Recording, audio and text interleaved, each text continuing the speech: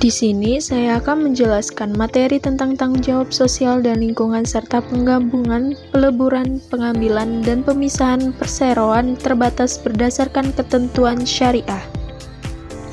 Yang pertama, tanggung jawab sosial perusahaan atau TSP adalah sebuah konsep dengan mana perusahaan memutuskan untuk berkontribusi kepada masyarakat agar kehidupannya lebih baik dan kondisi lingkungan tetap terjaga serta tidak dirusak fungsinya.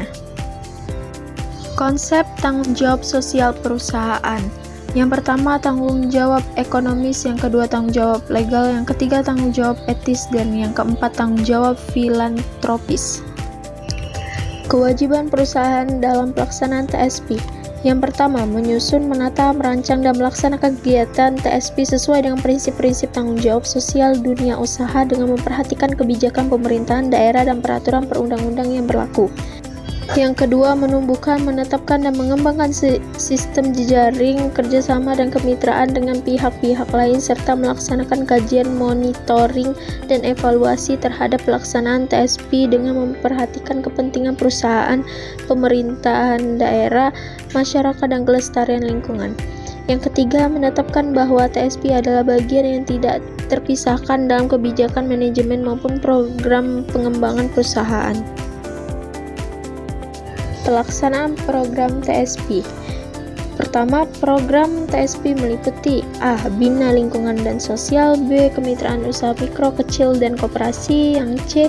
Program langsung pada masyarakat. Yang kedua, itu ada program direncanakan dan ditumbuh kembangkan untuk A. Meningkatkan kesejahteraan sosial, B. Meningkatkan kekuatan ekonomi masyarakat, memperkokoh keberlangsungan berusaha para pelaku dunia usaha, dan yang C. memelihara fungsi-fungsi lingkungan hidup. Adapun masalah penggabungan, peleburan, pengambil alihan, dan pemisahan diatur dalam pasal 122 sampai 137 UU nomor 40 2007. Yang kedua, ada penggabungan adalah perbuatan hukum yang dilakukan oleh suatu perseroan atau lebih baik untuk menggabungkan diri dengan perseroan lain yang telah ada, yang mengakibatkan aktivitas dan pasif dari perseroan yang menggabungkan diri beralih karena hukum kepada perseroan yang menerima penggabungan, dan selanjutnya status badan hukum perseroan yang menggabungkan diri berakhir karena hukum.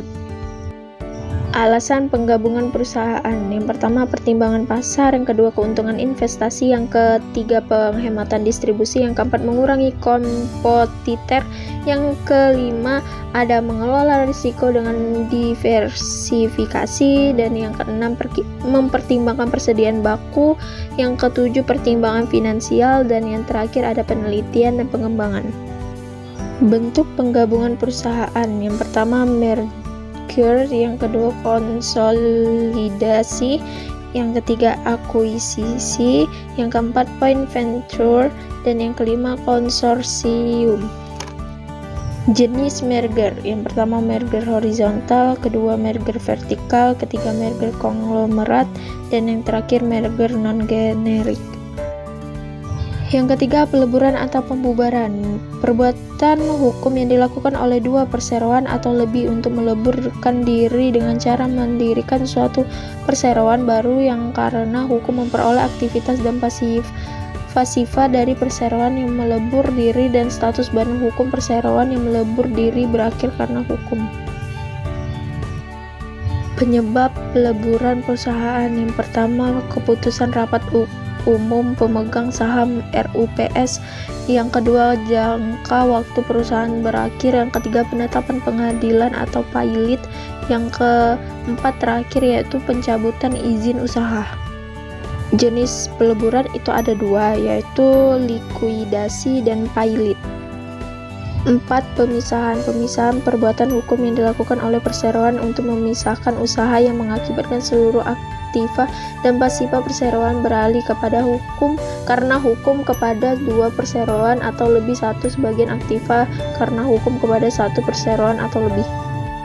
Adapun jenis pemisahan, yang pertama pemisahan murni split off, yang kedua itu ada pemisahan tidak murni spin off. Yang terakhir yaitu yang kelima pengambil ahlian, adalah perbuatan hukum yang dilakukan oleh badan hukum atau orang perseorangan untuk mengambil alih saham perseroan yang mengakibatkan beralihnya pengendalian atas perseroan tersebut.